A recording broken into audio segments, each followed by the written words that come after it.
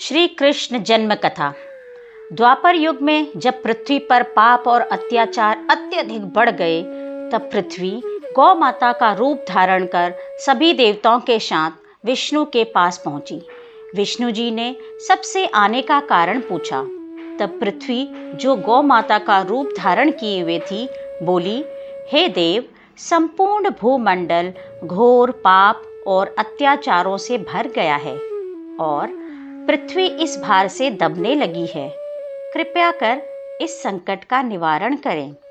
यह सुनकर भगवान बोले कि मैं ब्रज मंडल में कंस की बहन देवकी के गर्भ से जन्म लूंगा, इसलिए तुम सब भी यादव कुल में जाकर अपना शरीर धारण करो।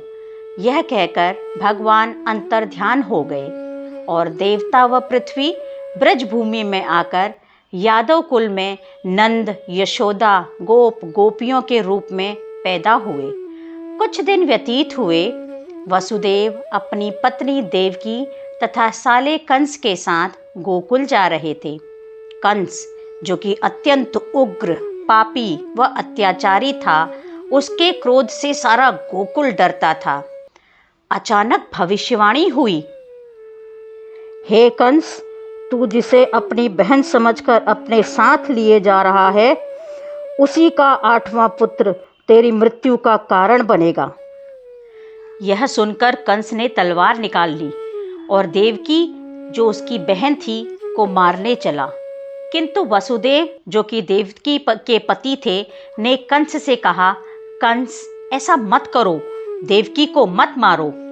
इसमें उसका क्या कसूर? वो तो एक स्त्री है। स्त्री पर शस्त्र उठाना अपराध है। देवकी से जो भी संतान होगी, मैं उसे आपको सौंप दूंगा, परंतु देवकी को न मारें। कंस मान गया, परंतु उसने वसुदेव व देवकी को कारागार में बंद कर दिया। वसुदेव व देवकी की जो भी संतान होती, उसे कंस खुद कारागार में जाकर मार देता।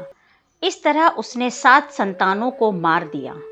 जब देवकी की 8वीं संतान होने वाली थी, कंस को जब यह बात पता चली, तो उसने पहरा और कड़ा कर दिया। और फिर भादो मास की अष्टमी को रात के 12 बजे शंख चक्र गदाधारी भगवान श्री कृष्ण का जन्म हुआ। जब उनका जन्म हुआ तो चारों ओर प्रकाश ही प्रकाश फैल गया। लीलाधारी भगवान की लीला देख श्री वसुदेव व देवकी जी कर जोड़कर खड़े हो गए। भगवान श्री कृष्ण ने जब अपना बाल रूप लिया, तो देवकी वसुदेव के हाथों की हथकड़ियां स्वयं ही खुल गई। जेल के दरवाजे अपने आप खुल गए।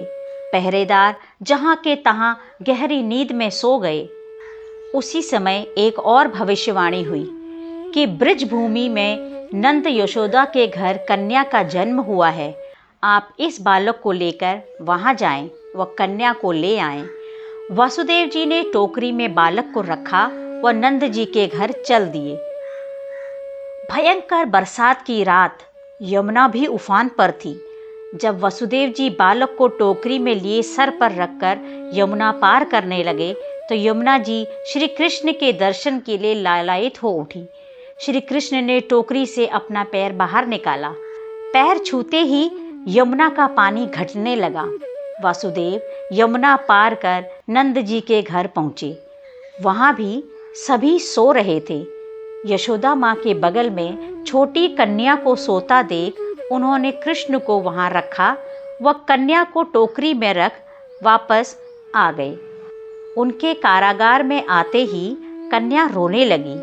कन्या की आवाज़ सुनकर सारे पहरेदार जाग गए और कंस को सूचित किया कि देवकी का 8वां पुत्र जन्म ले चुका है। यह सुनकर कंस दौड़कर आया और कन्या को पटकना चाहा। तभी कंस के हाथों से कन्या दूर आकाश में उड़ गई और देवी रूप में प्रकट होकर बोली, हे कंस, तुझे मारने वाला गोकुल में जन्म ले चुका है। अब वही तुम्हारा वध करेगा। यही बालक श्री कृष्ण, कन्हैया, कान्हा, मोहन, मदन, न जाने कितने नामों से जाना जाने लगा, जिन्होंने अकासुर, तारकासुर, बकासुर, पूतना व कंस जैसे ही कितने ही राक्षसों का नाश किया। वह पृथ्वी को पापों से मुक्ति दिलाई।